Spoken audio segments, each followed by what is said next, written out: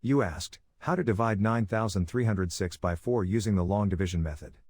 9 divided by 4 equals 2. 2 times 4 equals 8. 9 minus 8 equals 1. Bring down 3, making 13. 13 divided by 4 equals 3. 3 times 4 equals 12. 13 minus 12 equals 1. Bring down 0, making 10. 10 divided by 4 equals 2. 2 times 4 equals 8. 10 minus 8 equals 2. Bring down 6, making 26.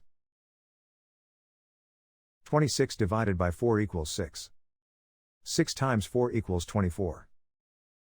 26 minus 24 equals 2. The remainder is 2. The final result is 2326 remainder 2.